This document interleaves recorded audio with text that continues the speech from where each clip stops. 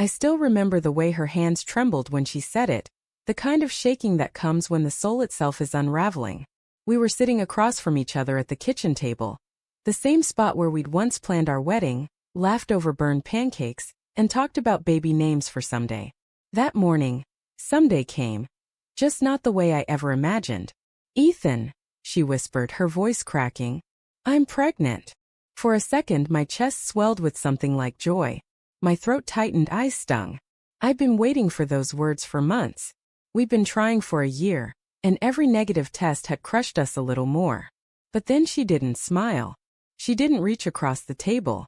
She didn't cry happy tears. Instead, she looked down at her lap and said the words that sliced through me like glass. "But I don't know if it's yours." The room went quiet, so quiet that I could hear the hum of the refrigerator and the faint ticking of the wall clock behind her. My mind froze. I didn't even breathe for a moment. What do you mean?" I finally managed. Her eyes lifted, red and swollen. I messed up, Ethan. A few months ago. I was drunk and I slept with someone. "Someone," she said. Like it was just a mistake. A misplaced pen or a forgotten appointment. "Who?" My voice came out sharp, cold. I didn't recognize it. She swallowed. "A coworker. From the marketing team. His name's Ryan." Ryan. I'd met him once at a company dinner, tall, charming, the kind of guy who always finds a way to make you feel smaller in your own skin. I remembered how she laughed at his jokes that night. How her hand brushed his arm. I'd brushed it off then. I trusted her. Now every memory of that night twisted like a knife in my gut. The next few seconds felt like an eternity. I couldn't even look at her. I got up, walked to the window and stared out at the empty street. I wanted to scream, punch something, break the silence that was choking me. But all I could do was whisper, "Why?" Her voice cracked. "You were so distant then. You were working late every night." I felt alone. It wasn't supposed to happen. It was one night, Ethan. One stupid night. I turned around slowly. "And that one night might have made you pregnant." She covered her face and sobbed. "I'm so sorry. I don't even know how to live with myself." I wanted to comfort her, because that's what 7 years of loving someone does to you. But the betrayal sat like a burning coal in my chest.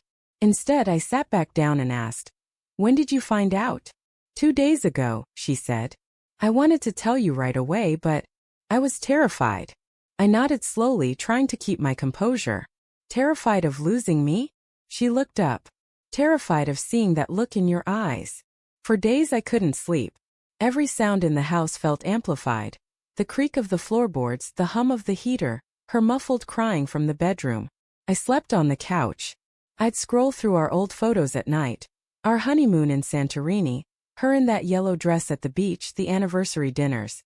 I'd zoom in on her smile, trying to figure out when it stopped being real. Friends always said we were the perfect couple. I used to believe that too. But perfection hides things like cracks beneath fresh paint. A week later, she handed me a folded piece of paper. "I booked a paternity test. We can do it as soon as possible." Her hands were shaking again. I stared at the paper. My voice came out flat. "And if it's not mine?" Her lip trembled. "Then, I'll do whatever you want. Leave, move out, whatever it takes. But I just need you to know, this baby wasn't planned, and I swear to God, I regret that night more than anything." I wanted to believe her. I really did. But belief is fragile when it's been shattered once. The next 2 weeks were torture. Waiting for the test, pretending to function, showing up to work like I wasn't falling apart inside. Every time I looked at her, I saw both the woman I loved and the stranger who'd broken me. She tried to act normal. Making dinner, asking about my day, sending small texts like "I miss you." But her voice always carried guilt. One night, I came home to find her sitting on the living room floor surrounded by baby magazines. She looked up and smiled weakly. I just needed to feel hopeful, even for a little while. I didn't have the heart to tell her that all I felt was fear. When the test results finally came in, I couldn't open the email. She stood beside me, hands clasped, breathing uneven. "Do you want me to?" she started. "No," I said quietly. "I'll do it." I clicked the link. My heart pounded so hard I could hear it. The words blurred for a second before they came into focus. Probability of paternity, 99.8%. It was mine. I exhaled sharply and leaned back, my chest heaving. Relief and pain hit at the same time, like being pulled underwater and thrown into the sun in one breath. She gasped, covering her mouth. "It's yours." I nodded. She burst into tears, rushing forward to hug me, but I stepped back. Her face crumbled. "Ethan, it's my child," I said quietly. "But that doesn't erase what you did.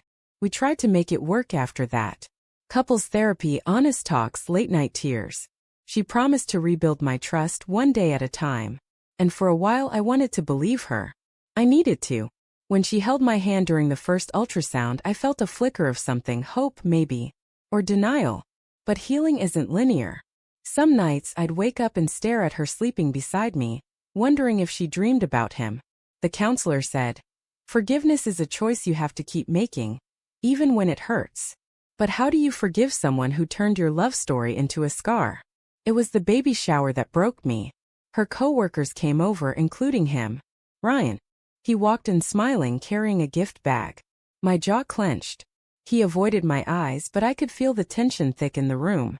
Halfway through the evening, I caught him and Claire standing too close in the kitchen, whispering. Something inside me snapped.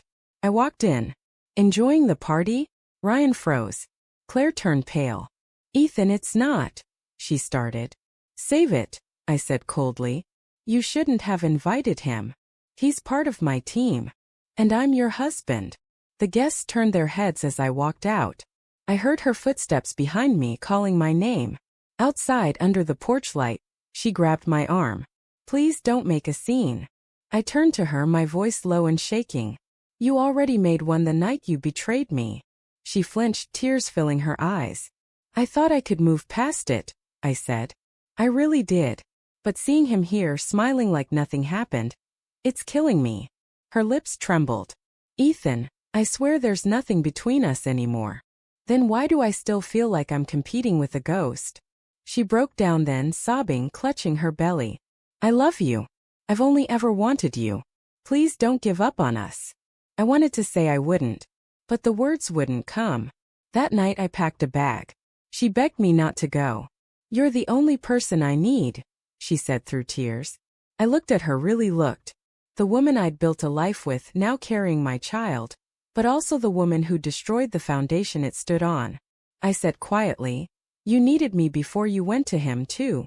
She crumbled to the floor, sobbing uncontrollably. I stood there, hands shaking, heart torn in two. Finally I said, "I'll be there for the baby. Always. But I can't stay here, not like this." Her voice broke. "Ethan, please don't do this." "I didn't do this," I whispered. "You did." Then I walked out. It's been 6 months since that night. I rent a small apartment downtown now. The walls are bare, the bed half empty, but at least I can breathe. She sends me updates, photos of her belly growing, ultrasound images, messages like "he kicked today." Sometimes I reply. Sometimes I don't. "I'll be there when my son is born. I'll hold him, name him, love him." But his mother. I don't know if I'll ever be able to look at her without remembering the day she said she didn't know if he was mine. People think betrayal is about the act itself, sex, lies, secrets. It's not. It's about the silence that follows. The nights you spend wondering why you weren't enough. The way love starts to feel like a wound that refuses to close. Claire and I built something once. And maybe part of me will always love her for that. But love can't live where trust has died. When she called me last night, crying again, saying she still loved me, I finally said the words I'd been holding in for months. "Claire, I'll always care about you. But the man you cheated on doesn't exist anymore." She went silent. Then I heard her sob. And as I hung up, for the first time in a long while, I didn't cry. Because sometimes walking away isn't the end of love. It's the beginning of healing.